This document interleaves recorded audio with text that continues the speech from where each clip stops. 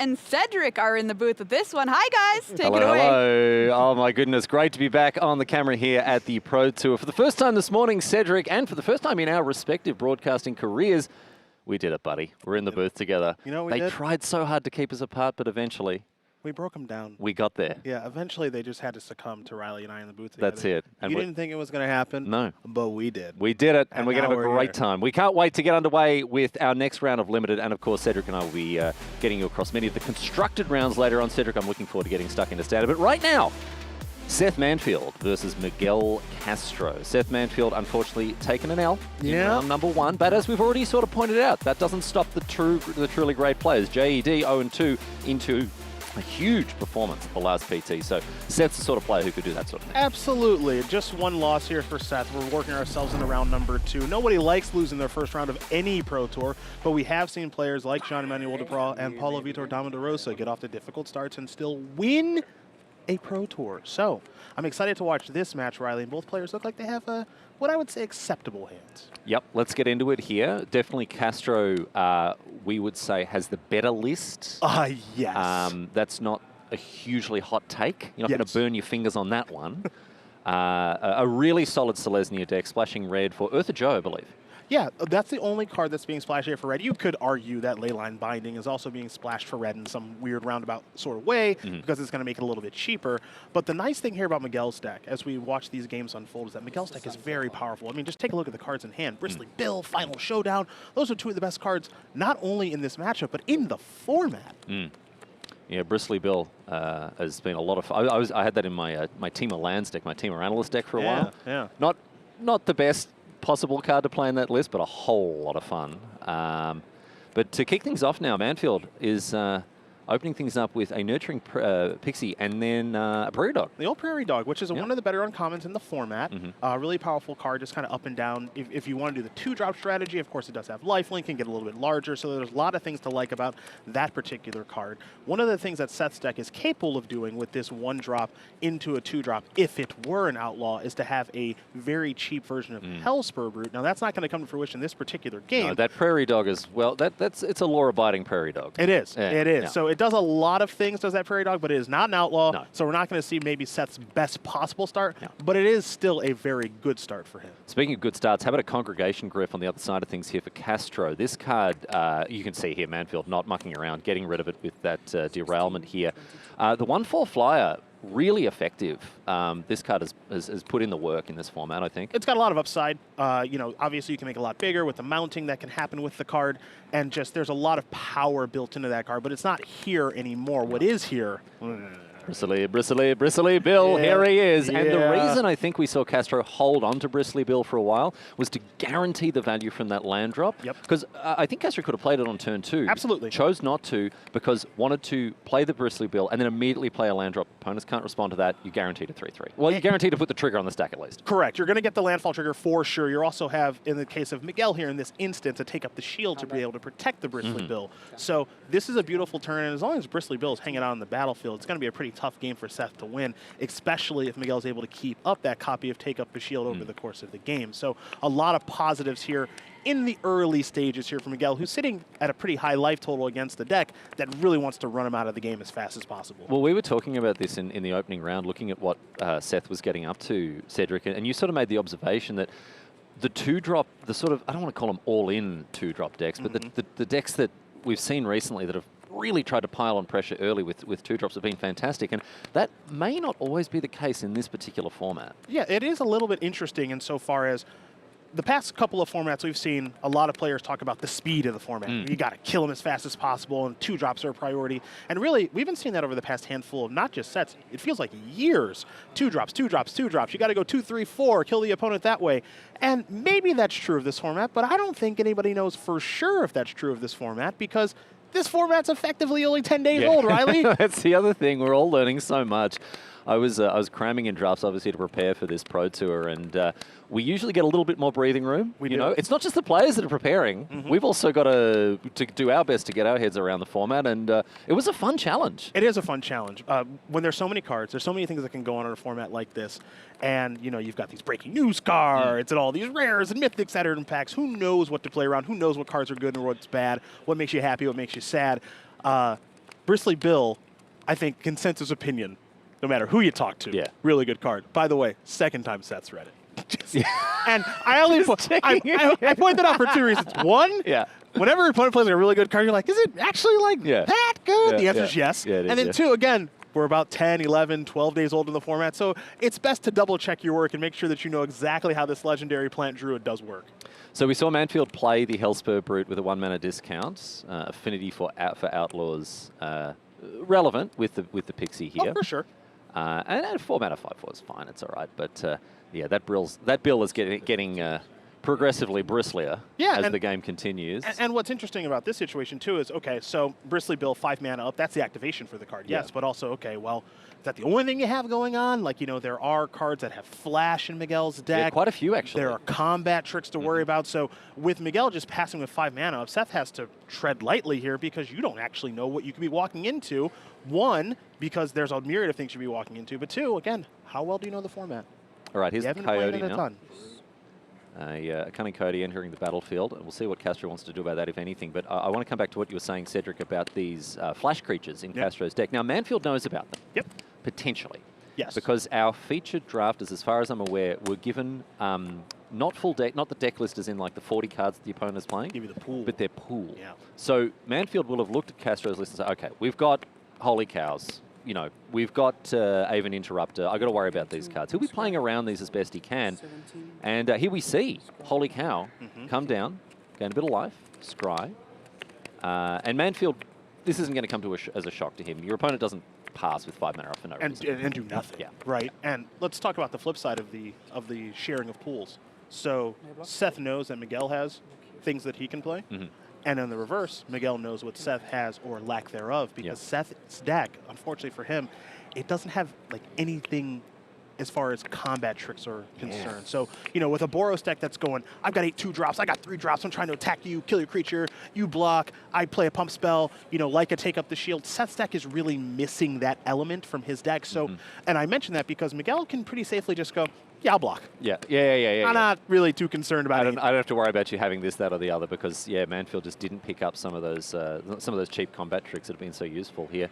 Discerning Peddler is the play now for Manfield to round out his turn. Discards a mountain, picks up a card off the top of the library. 3 copies of the Discerning Peddler in his list. This card can be very useful. Obviously, cycle away those lands that you're not wanting to hold on to anymore. But at the end of the day, it's just a 2/2 for 2. It's just a 2/2. As you mentioned, the ability to discard and draw a card, sure, in the late game, if you do start flooding, Seth's deck only has 16 lands as opposed to maybe the classic 17 that we do see in Limited. The fact that it is a rogue is nice because it is an outlaw. But again, end of the day, it is just a 2/2. And when we work ourselves into the mid-game and late game like we're getting ourselves to in this spot, it's not particularly exciting. We've got some exciting cards sitting in Castro's hand here. He's not able to play that Earther Joe. That's the card that we mentioned that he was splashing for. But we do have the Final Showdown. We do indeed. I'll play the horn in a minute, perhaps. That card, we mentioned Bristly Bill being one of the best cards in the format. Final Showdown might be a little bit better than that. It is, you know, a lot of people are referring to it as like an instant speed Dune Blast, which, that's a lot. It's really, really good. For those of you who might need a bit of a refresher on Final Showdown, it is one of the spree cards. Pay an extra 1, all creatures lose all abilities. All right, well, fine, whatever. Pay an extra 1, a creature you control gains indestructible. Okay, fine, sure. But for now we get to the final part of the Final Showdown. Pay an extra 5, 3 white, destroy creatures. Instant speed, buddy. If you're an old school gamer like myself, maybe played during the Invasion days, Rout might come to mind, an instant speed Wrath style card. Okay, Boomer. Thunder Salvo here now, going after the Holy Cow, which had been juiced up by Bristly Bill. But instant speed, look, Grandpa, tell us about the instant speed sweepers and how powerful they are. I'm happy to. When you cast it at instant speed, the game ends. That's how it worked. That's how it worked back then, and that's how it might work here for Miguel, who's, again, only has Bristly Bill in the battlefield, but Bristly Bill is very large, and therefore in charge. No good attacks to be made here, and then the Final Showdown can kind of maybe take care of the rest. Well, the other thing is, right, with enough mana, you can keep that Bristly Bill around. And That's- with 7 mana on the battlefield, that's exactly what's going to happen here. Final showdown. Oh, you would say that's enough mana? Seth's going to scoop him up, the creatures at least, and I don't think it's going to be too much longer before he scoops up those lands as well, Cedric. No, Bristly Bill's going to do it's going to do some work here. Now that's a 5/4. That's a 5/4. That's cute. Against the 7/7. Uh-huh. Oh man! And the thing is, even if Castro continues to draw lands, it's like, all right, I'll just grow this cactus boy here. Yeah, I mean, this is the situation that you love to be in when you're playing any game of limited Magic, which is if I draw lands, it's fine, and if I draw spells, that's fine, which means effectively I have no bad draw steps. I'd actually argue the worst draw step in Miguel's deck is already in hand with Earth of Joe. Yeah, it cannot be cast. It's a card that can't be cast at the moment. Everything else is great. So Castro here, firing on all cylinders. He's in a terrific spot. Still got the take up the shield, and the Tumbleweed Rising as well is not too bad as well, because what's it going to be, a 2-mana 7/7? Yeah. Oh, it's not a bad deal. what are they printing these days? 2-mana 7/7s? What's right. the world come to? Create But 7/7. here is I read that. the Tumbleweed Rising, and Mantle's going to have a quick read that's like, oh, 2 mana you save in 7/7. Yeah, Seth's all good He's here. had enough. Yeah. He's seen enough, Cedric, and we're going to go to game number 2. A very convincing win here for the Spaniard, Miguel Castro. His deck just did exactly what he wanted it to. Powerful cards. Let Seth try to enact a game plan that was just a little bit anemic. Yeah. And at the end of the day, these powerful rares got him over the line. Yeah, and look, this is a format that is rare heavy, especially with how the packs are outlaid nowadays in Magic as well. But we're talking about 2 of the best cards in all of the format there in Bristly Bill and Final Showdown. Both resolved, both were incredibly effective, and that leads to a win there for Miguel. Now, again, Seth does have the ability to have his best draw with an Outlaw on turn 1 and an Outlaw on turn 2, but he doesn't have an Outlaw on turn 2. So we're not going to see a turn 3 Hellspur Brood, unfortunately, for our reigning Pro Tour champion. And yeah, him passing on turn 2 with no play is not where he wants to be. Yeah, he's a deck that has 8 2-drops. Yeah, but 0 2-drops in hand or on the battlefield, so that's not good for him. All right, well, we do have a 2-drop from Castro, so he'll be happy from that. He actually isn't playing that many green cards in his list. Not a ton. The ones he is playing, they're good. Yeah, Aloe Alchemist is no slouch, 2 mana 3/2, of course, and it's got that extra, I was going to say giant growth. Oh, not quite giant growth. Huge growth. Slightly less than giant, you know. +3/+2 on the plot. But it's just going to come down as a 3-tier, and that's fine. That's what you want. One of the better green uncommons in the set. Green is arguably the best color in the format. That's what people think. That's what people. Who are you having that argument with? I talk to a lot of people. You do. You okay. you get your opinions from a very broad church. People really like to tweet at me. I'll tell you that much. Green is arguably the best color in the format through the first 2 weeks of the format. Now, who knows what it looks like a month from now? Maybe it's true. Maybe two months from now, maybe that still remains true. But we talked to a ton of people at the player party yesterday and leading into this event, and everybody says, well, green's the best thing. You know, it's incredibly, incredibly deep. Now, what's the best thing to pair with it? Well, there's a lot of directions you can go. But again, the conversations that we had, a lot of people love green-white if they can get it. Yep, green-white, green-black tended to come up a bit more, whereas the red cards, the blue cards, perhaps a little bit less in demand. However, drafting, especially in an atmosphere, in a tournament like this, the Pro Tour, all of a sudden those blue cards, those red cards, if you know everyone's hunting for the Abzan colors, all of a sudden you can start to get a bit of extra depth out of the colors that no one's going for. Well, so it's a classic game of, do you know what I know, or do you think what I think? And, if everybody thinks green's good, then maybe I can be the red drafter, or I can be the undercolor drafter, or maybe somebody else is thinking that way and it can't support 2 people at the table, and now both of our decks are a disaster. Yeah. So it can be risky business. All right, we've got the Griff now, the 1/4 coming down on turn 3 for Castro, although it's not going to stick around for very long here. Yeah, it didn't stick around long last game. It's not sticking around long this game. One thing that this format does have, you see Mystical Tether on the left side of the screen.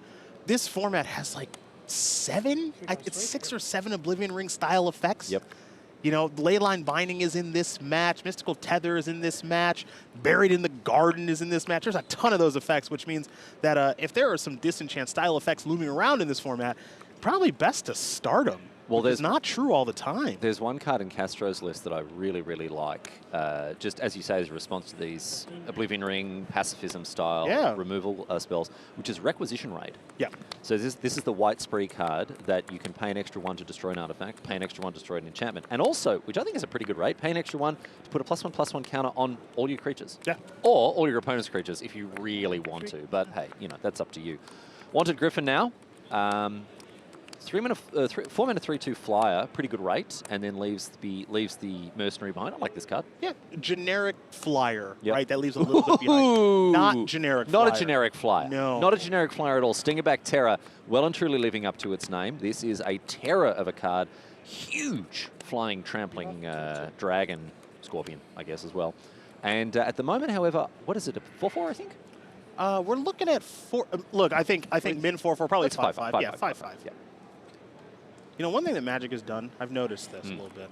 And they've really just had some fun with creature types recently. Just Oh, they're jamming them really together, just yeah. making a mess. Well, it could just be a dragon, or Yeah.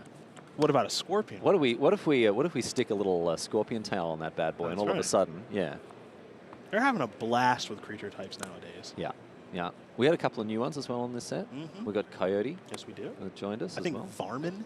Varmint. Yeah, I think that's a new one. Varmint Yeah. joined us as well. And were there mercenaries before? Surely there were mercenaries before. There were. We had a bit of a mercenary renaissance. Yeah. A mercenary renaissance. The mercenaries nowadays are a little bit different than they were back in my day. Here we Back go. in Grandpa my day, Cedric, that's right. pull up a chair, kids. Let me sit down and rest my aching bones, and I'll tell you all about Route and other cards from 10,000 years ago. I'm really not that old, but maybe I am. In comes the terror. The true terror in this world, Cedric, is the ceaseless advance of age. Time comes for us all. One round. That's all we get together. That's One. it, man. I'm calling it quits after Yeah. One round. Yeah, your bones are dissolving into Yeah. dust as we speak. Oh, you're not even that much older than me, man. mean, It's like 3 years in it or something. If you're wondering if my knee does hurt, yes, it still does. Oh, you were limping to dinner last night. That's right. I'm taking that forever for all it's worth. All right, Holy Cow comes down now for Castro. Buff the life total a little bit. And what's he found? We're tapping some mana real quick. Yeah. Oh, okay. All right. So the card that he's just drawn, I think he's made a bit of a mistake and gotten a little bit excited. And this is something, look, this can happen to anyone. I think he thought he drew Buried in the Garden, and he did not. He drew Fierce Retribution. Okay. But because they're both the newspaper-style Prosperity Yeah, Post thing, I think he's like, oh, baby, we're off to the races here. We're not. We are not. No, he's got the Fierce Retribution, which, as it stands now, actually can't target the... it's not destroy target tap creature. Correct. It's destroy target attacking creature. Correct. So the Terror is safe for in the meantime. But what's good news here, if you're rooting for Miguel, is there is an answer to the terror. Right? Now, it's not going to happen immediately, but the first Retribution can come up here in just a moment or two, perhaps, and that'll take care of the dragon. So that's kind of step one as far as solving that problem is concerned.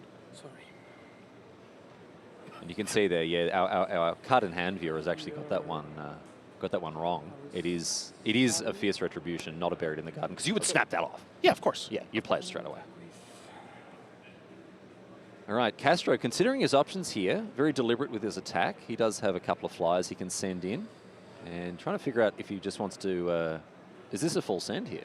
This may be a full send. Now, what's interesting about this particular turn and attack is I think Miguel's doing pretty good this game, right? The removal spell for the dragon is going to certainly change some things, as we're going to see a scry. Top card's going to go to the bottom. But what's notable and why you may have heard Miguel apologize on taking his time is, even though we're in round 2, Riley, this is a pressure point because, you know, we're in 8 rounds today, 8 rounds tomorrow. Every single match counts. Now you're playing against reigning Pro Tour champion, Hall of Famer, all that jazz. But also, let's be honest, Miguel's deck is better than Seth's. You're up a game. Win the games and matches you're supposed to win if you want to do well in a Pro Tour. And look, it's not every day that you're going to have an advantage against Seth in playing a match of Magic. That's extremely rare. But his deck is better. So with that in mind, think it through, figure it out, and say, you know what? I have to take advantage of the opportunity to say I might be one of the best players in the world and go from 0-1 with the deck. I don't really think I probably should have lost with it because the deck's really good, to being 1-1 and feeling really good about things. Let's talk through what we just saw here, Cedric, because this was a very intricate little combat step. The Holy Cow was not attacking. It was used to saddle the trained Arings, right? Now, Seth goes, well, I'm going to get you here, right? I'll play, I'll block with my Nurturing Pixie and with my 3/3, right? The Pixie will die to the first strike, and my 3/3 becomes a 4/4 and eats that Aloe... The Aloe Alchemist, excuse me. But Castro had one better. He had to take up the shield to save the Alchemist, kill the townsfolk, and that combat did not go very well. No, it didn't. For Manfield at all. Yeah, that combat didn't go well. The most recent combat didn't go well because the dragon is dead now due to the fierce retribution. I don't think this combat's going to go particularly well. It's all just falling apart here for our reigning PT champion. I think you said it well unintentionally, which is Miguel's just done one better every step of the way. Last game with Bristly Bill, in Final Showdown. This game with the combat tricks, which Seth doesn't really have. We can see in Seth's hand, there's just a mountain left over. And, you know, Seth got off to decent starts both games with 1 drop into like a 2 drop or a 3 drop, but it's Seth's inability to run downhill, which is what his Boros Trek is trying to do. At the end of these games, look at Miguel's life total right now. It's 14. He's on 14. If he's on 4, it's a different. It's a different conversation entirely. Yeah, like here we're going to see Manfield off with the trade. The Prairie Dog trades off with the Alchemist, but still there's a 4/4 from the Tumbleweed Rising, and Castro is sitting behind a couple of flyers. A 3/1 that he can send with first strike if he needs to for whatever reason. And Seth's hand is unimpressive, to say the least. And the question about this format is, again, no one has had the opportunity to play it a ton, and that's the thing we're going to harp on a lot in the limited portion of this event, is that players had an unusual short amount of time to prepare for this aspect of things. Is making 2 drops a priority? Is that how you're supposed to play this format? Because Seth, again, 8 2 drops. He's trying to run downhill. He doesn't really have combat tricks, but he does have some removal like Explosive Detainment that he just played. But the run downhill aspect of things over the course of this match, it did not work. No, he never really had any traction with the aggressive strategy he was hoping to employ. And another explosive derailment here. Is that enough to keep him alive, however? That's still 5 damage. And no, Seth Manfield goes down in straight sets. Our winner here, Miguel Castro, who, Cedric, I think will be very glad to have got a dub on the board, particularly because this deck that he had, like at 0-2, with the deck that he had, he'd be feeling terrible. No, it's like the worst feeling ever when you play in a Pro Tour, you draft your deck, right? And you register it in the pool and everything, and then you go over to your friends and you're like, how's your deck? And Miguel would be like, I did it. I did it. I did it. I got a Final Showdown, I got a Bristol Bill, I got pretty good mana, a bunch of removal spells and stuff, and then you lose the first round, and you're like, oh boy, what happened? I lost. Well, you know, things happen, it's Magic, whatever, right? And now, I've been in that spot before where Seth is playing against them, and maybe you do the pool swap, and it's just like, what the? You lost? Yeah, I go 0-1, that's fine. You're going 0-1 with this? Seth's like, my deck's not that good, but like, you're 0-1 with Bristly Bill and Final Showdown. It's like, yeah, some weird stuff happened in round 1. But also, if you're Miguel in that spot, it's like, yeah, some weird stuff did happen in round 1. I don't want weird stuff to happen in round 2, because I can't be 0-2 with this deck. This is like where you want to be with a deck that looks like this. Unfortunately for him, able to put together pretty cleanly there. Neither game particularly close. And that's kind of the expectation that you and I expected walking into the matches. Miguel's deck is better. If he draws reasonably well, which he did, it should lead to a win, which it did. It did. And Manfield, unfortunately, his list unable to pull a victory together for the reigning Pro Tour champion. We'll be back with another superstar Magic, Nathan Steuer, facing up against Matti Kuisma. Stick around, everyone. More Magic coming your way after this.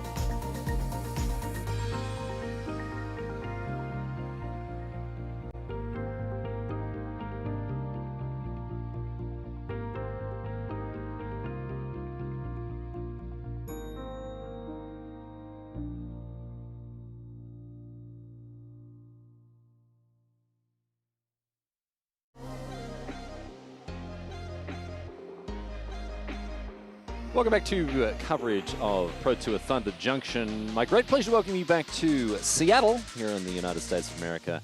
And we're going to get stuck in with our next match that we've got lined up for the draft portion of this morning today, Cedric. We've got round number 2 featuring Nathan Steuer, who has won just about everything there is to win in his very short and young career as a one of the greats of the game, facing off against Matti Kuisma. So these two both on Team Handshake, as far as I understand. I do say Nathan Steuer had a short career. I guess not, looking at that. You know, he's been around for a little while, but because he's so young, we think of it as kind of a short career. But it's been dominant. Yeah. I'll tell you that much. He's won at every level of the game. He's really emerged to a point, like when I say his short career, I mean the career that he's had at the top of his game has been relatively brief and enormously dense with success. Everyone that plays professional Magic has a peak. Yeah. Now, some people's peak is, back in the day winning a Grand Prix or, qualifying for a Pro Tour or something like that. Nathan's peak is, I won everything. Yeah. Yeah. Won everything there is to win. I won all the things. We're getting into game number 3 here. You can see that these two split the first games, opening up with Satoru the Infiltrator here for Steuer, who's playing a real spicy one for us here, Sed. So Nathan's deck, a little 4-color, but not base green. No. So a blue, a black, a little splash of green in there as well, and a little bit of red to season to touch. So in this particular format, green makes it so that you can be 3, 4, 5 colors pretty comfortably, but doing it across not base green, that's the big question. Can that actually be done? Exactly, right? Because you can get the green fixing, you can get the cards that search up your deserts, get a bunch of deserts, and then just basically take every rare that you see and play all of them. That's been a strategy that has certainly been enacted by me. I wouldn't say successful, but certainly I've enjoyed. And, when you have fun when you're losing, then you're onto something real good. Hey, it's fun first. It's fun first. That's how I justify all my all the L's that I take. In any case, this one here from Steuer, as you said, not base green, base Demir, but splashing red for Laughing Jasper Flint and Hypothesizzle. And in addition to Make Your Own Luck, the only green card in the starting 40, which I was really interested to see. I like this card, but I like it too. Splashing it? Well, here's the thing. Is this format fast or is it slow? If the format's fast, that sounds ridiculous to splash this card. If the format's kind of slow, who cares? Because we're going to exchange some resources, draw some cards. I'm going to get a lot of value off of this card. Make Your Own Luck is very powerful depending on the context of the format, which, again, not everyone is entirely sure of. Now, here's one thing I am sure of, partner. Nathan is a rocking and a rolling. Yeah, right this has been ridiculous because this Satoru has already drawn 2 cards, right? We saw both the Rictus Robber and the Gin of Fool's Fall were plotted. And so they both drew a card when they came into play because of that Satoru. And now, to follow up, we've got Servant of the Stinger, which is a fantastic 2-drop. Really, really good. And that's followed up by Laughing Jasper Flint, which, again, is just a rock-solid 3-drop, 4-3. Steal stuff from your opponent, make them more mercenary, steal more stuff from your opponent. Yeah. So Steuer, he's off to the races. Mana looks good. Doesn't have the green mana source yet. Doesn't really matter because what's on the battlefield is pretty strong. Matti's got some catching up to do right now. Not the lowest life total in the world. Matti's sitting at 17, but doesn't have a lot on the battlefield either. So really needs to kind of start figuring some things out. In the meantime, this Laughing Jasper Flint might be pretty impactful. All right, in comes the Spinewoods Paladin here. Indestructible and no. And the Servant of the Stinger is going to jump on the blocks. So you can put 2 creatures or lands? Or 1? But that's a Smuggler's Surprise there in response. Okay. Creatures you control with power 4 or greater, again, hexproof and indestructible until end of turn. And then I think we also saw the Millfall cards. Yep. Trigger. Mode. 2. Yeah. So what's so interesting over the course that we're going to watch over the course of the limited portion of this Pro Tour, more so than the constructed portion, is you may have heard Nathan and Matti, a little discourse between the two of them is just like, that's that card and that does that, right? Like, I'm pretty sure that's how it works. For most of the time, again, a Pro Tour, normally 17-ish days, maybe a little more time than that for people to get ready for the limited portion, where it's just like, yeah, it's that card, and this does this, everything. Everyone knows what all the cards do. Yeah. But in this particular tournament, because it was a little bit shorter to get ready, and we talked to the teams about this too, they were just like, yeah, our normal limited meetings didn't have as much time as we normally would, so wouldn't be as comprehensive as we normally are. So maybe their pick orders aren't as concrete as they normally would be, or their knowledge of the cards isn't as concrete as they normally would be. So we might see some weird things happen that wouldn't normally happen. Players reading cards a bunch, thinking they know exactly what a card does and going, oh, no, I forgot about that little aspect of Spree that I thought worked one way but doesn't. Like, all those things are in play.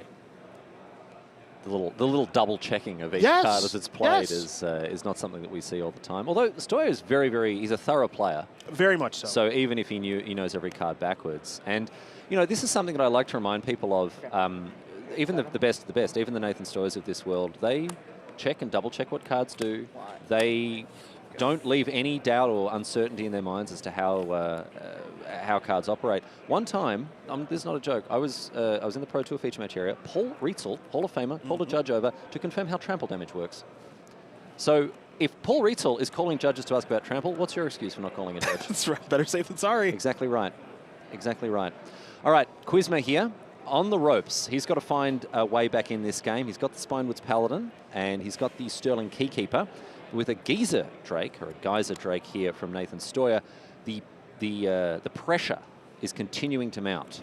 Yeah, and the cards are going to keep coming here from Nathan, too, because of playing these cards off a plot, not spending any mana, and cantripping that way. So the Avalanche is just going to keep on coming here for Nathan, and that's what's going to make things really difficult. Now, I love this. All right, in it comes. It's a 6/5. Give him a little taste. Get some. And now the Griff, we've seen this card a fair bit. The Congregation Griff has been overrepresented. Really good green-white uncommon. And Giant Beaver to round out the turn. Yeah. This card is rock solid. And if you've got a couple of mounts as well, you send that in there as a 3-power, 4-power flyer. The game's over very quickly. Trigger. Dragon. Oh wow, we're seeing, and this is on the splash as well. Yeah. It's a double red card that you can sort of not quite cheat around the splash requirements, but because the plot is only a single red. Yeah. And you're obviously wanting to plot cards when you've got Satoru as well. So very deft by Nathan here, turning a great card into an even greater card, drawing off the dragon as it comes into play. That is kind of funny because drawing so many cards, the dragon's going to be a little worse. Yeah, actually. Oh yeah, it's terrible. Oh my God, what's he thinking? Yeah. What's he thinking playing Stinger Bactera with Satoru? Oh my goodness. Slightly worse, but not much worse.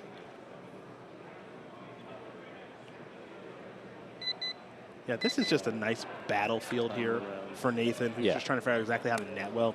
I was saying trying to figure out how to navigate it, solve that puzzle. Yeah, quick. just right-click attack all. Yep. Yeah, it's that big glowing button at the bottom right of your screen. And Kuisma now.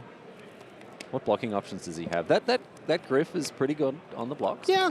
We'll buffer the life total a little bit here. Now remember, with the laughing Jasper, revealed steer clear, so blocks are meh. It also takes the a play we're hoping to see, which is someone casting steer clear with a holy cow on the battlefield. That's not on the cards for this particular game, unfortunately. Kuisma does have both cards in the deck, but we're not going to see it here and now. All right, Giant Beaver is put in front of the laughing Jasper Flint. He won't be laughing for much longer. 2 damage, target attack creature. But steer clear will be cast now. And then I don't draw a card or anything. This is so fun to me. 6 down to 2, right? Yep. Enemies trade. This doesn't die. Yeah, it sticks around after the steer clear finishes off the Griff. Kuisma down to 2. And oh, Nathan, he's still got more. Oh, it's never stopping. It doesn't stop. The party don't stop, dude. Let's go. This. One last job. So I can pay 5 to return target creature, right? So I'll return my... We don't need to be here, Cedric. No, I just... We don't need to be I'm laughing. Steuer's doing our job for us. It's great. Nathan's like the best active player in the world. He's like, I'm pretty sure this is how this card works. And he gets across the line in style there. As you say, that just didn't stop. Relentless pressure there from Steuer. No, his individual card quality seemed really high. Yes, like once his deck kind of gets rolling, and he's got 2 of that blue-black rare in his deck, so he clearly put a huge focus on plot, right? Once he's able to start drawing all those cards, there's an avalanche of cards that really you can't keep up with in any meaningful way in most games. But the reason for my laughter is just because, again, Nathan is like arguably the best active player in the world right now, and it's like one last job, like a spree, like I think it does this, right? Let me confirm with you. Yeah. And again, like in most instances when we're doing coverage of this, Nathan's just like, one last job, this, and Nathan plays pretty quickly, so it's like, okay, this, your turn, but it has. This is a little hyperbolic.